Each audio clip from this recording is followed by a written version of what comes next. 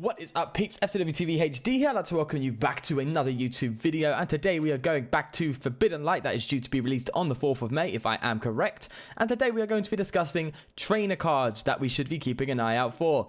Now, I did say we'll be doing supporter and items independently. However, it turns out there's not a huge amount of item supporter cards coming out that would fit into each individual video for a decent amount of time. So I just thought we'd just do trainers. So this includes supporters, stadiums, and item cards. So, we will start off with the bad boy that everyone's looking at here, and that is Beast Ring. Now, let me tell you what this card does. You can play this card only if your opponent has exactly 3 or 4 prize cards remaining. Search your deck for up to 2 basic energy cards of any type and attach them to one of your Ultra Beasts. Then shuffle your deck. This is insane. It is an item card that does energy acceleration. Any item card that accelerates energy is considered to be good, but the reason why this is fantastic is it's specifically to Ultra Beasts, and guess what Ultra Beast would love this, and that is Buzzwell.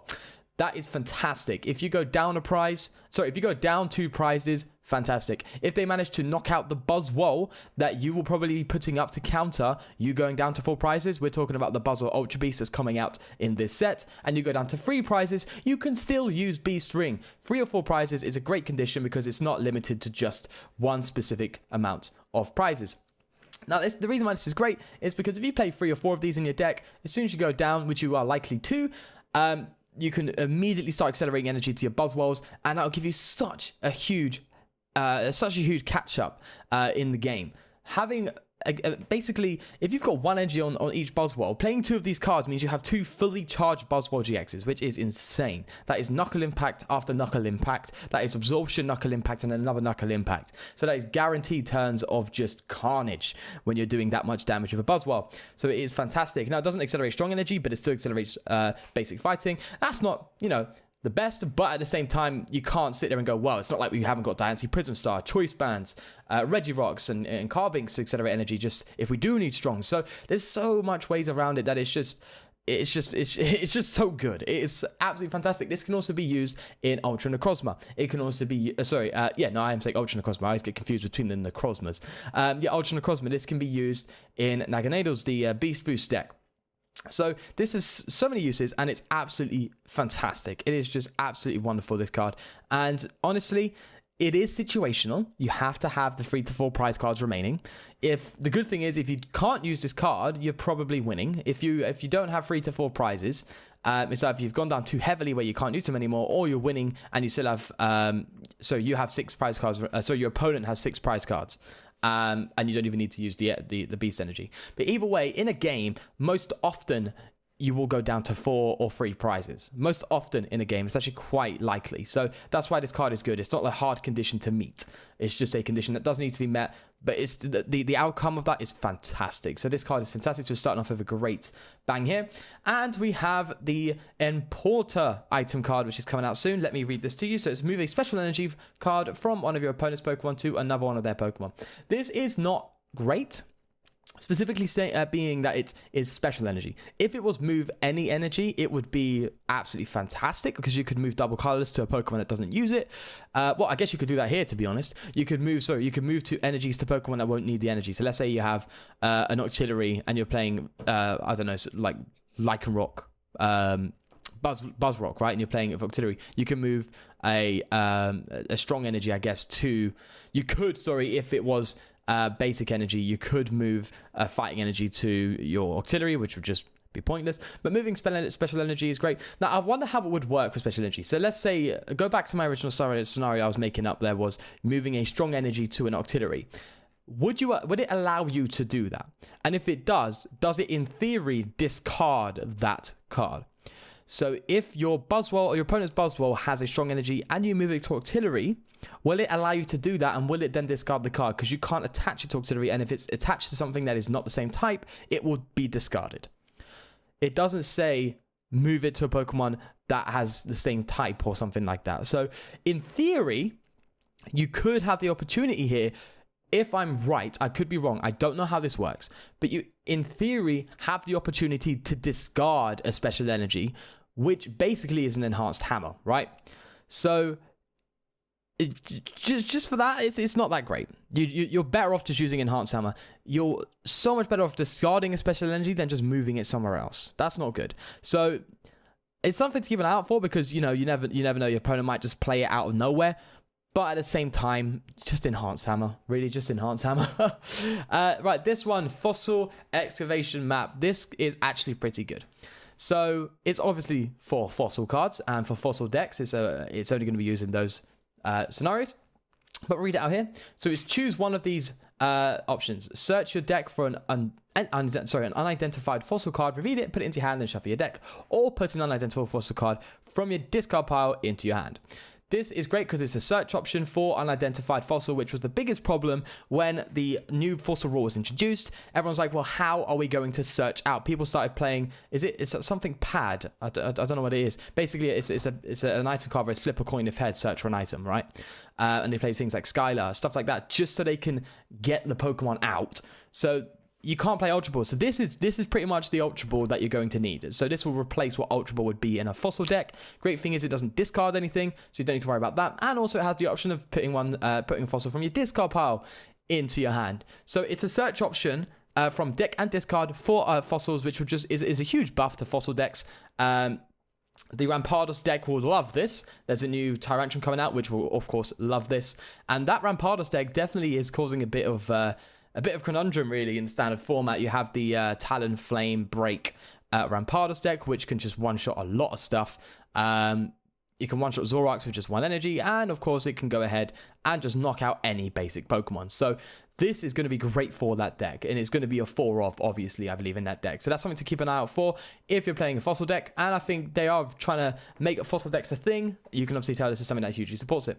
Right, next is going to be a tool card, which is a Metal Frying Pan. This basically does 30 less damage from your opponent's attacks if this is attached to a metal Pokemon. And, of course, has no weakness. I did forget to say that. This is cool. The reason this is cool is because if you're using steel when you come up against a Ho-Oh, Metal Frying Pan, do you know what? Less of a worry. I say less of a worry because Ho-Oh still hits 180.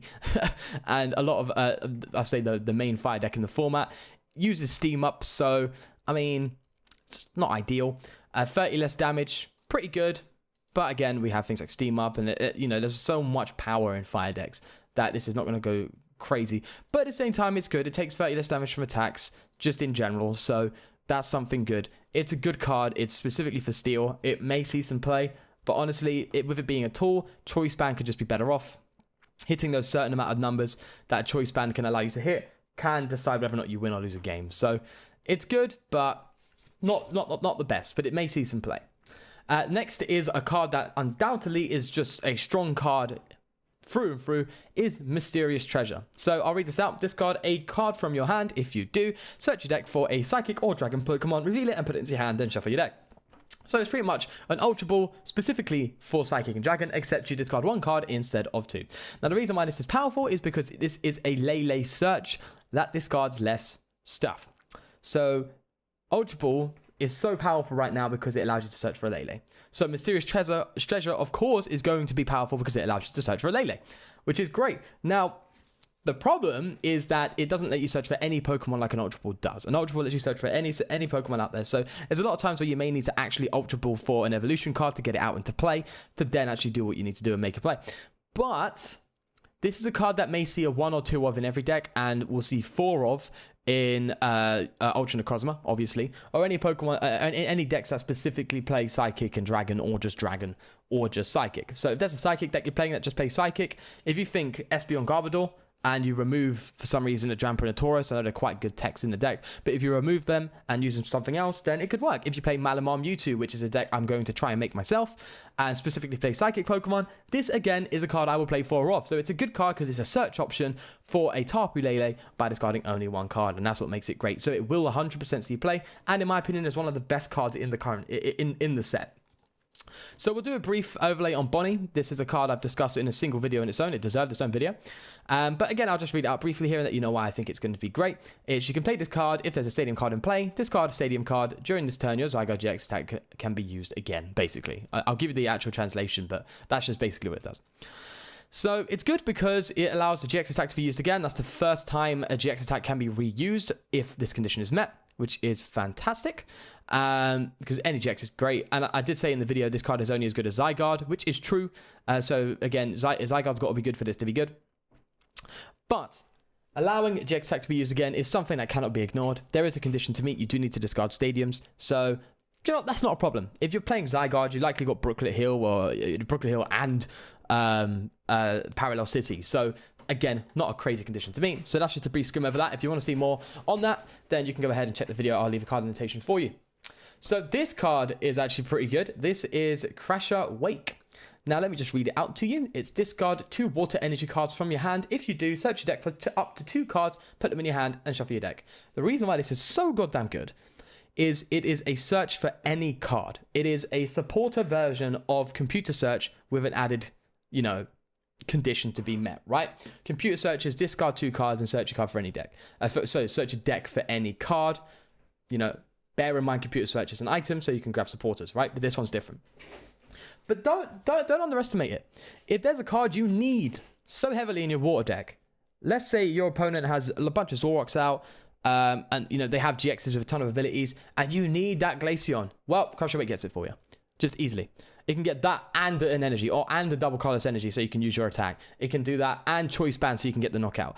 Allowing to search your deck for any single card is great.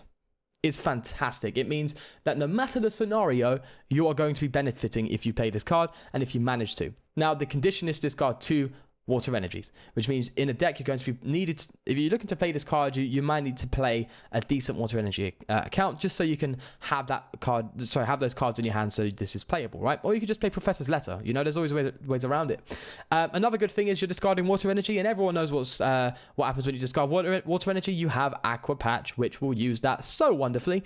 So it works in so much cohesion with water decks. So this card will undoubtedly see at least 1 or 2 of in water decks, and will definitely see a place in Glaceon. So that's a card, again, just to keep an eye out for. Now we have Lysander Prism Star coming up. This, basically, for each of your fire Pokemon in play, puts a card from your opponent's discard pile into the Lost Zone. It's cool.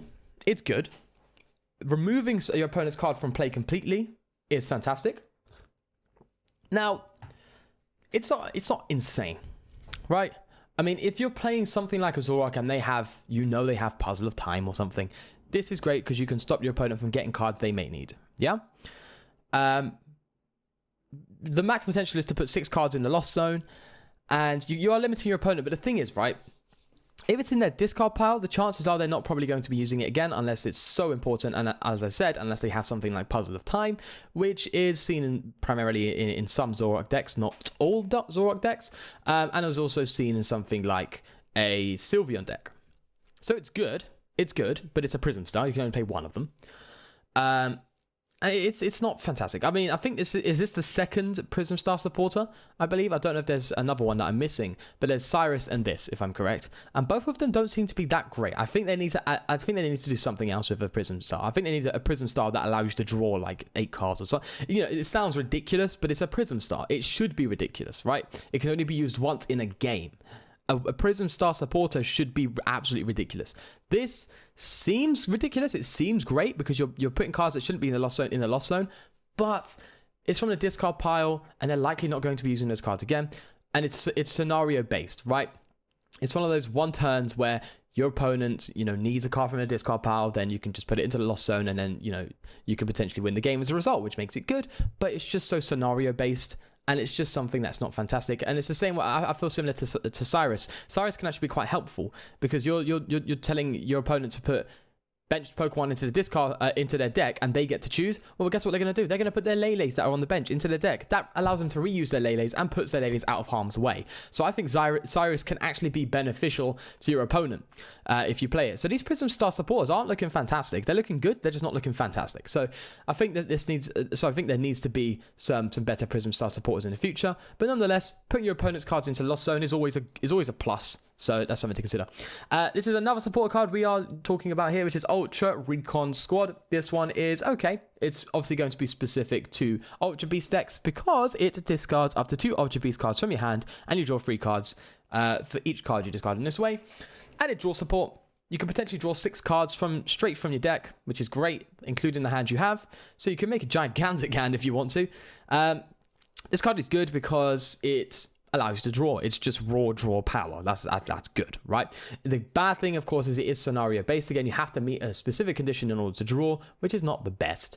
It's discard up to 2 Ultra Beast cards. Now, this, of course, will go straight into a Beast Box deck. Again, maybe a 1 or 2 of, because we still have good draw supports. We still have Sycamore. We still have Cynthia, right? We still have these cards. So if Sycamore and End go out, rotate out, then this card may see more play in Ultra Beast decks.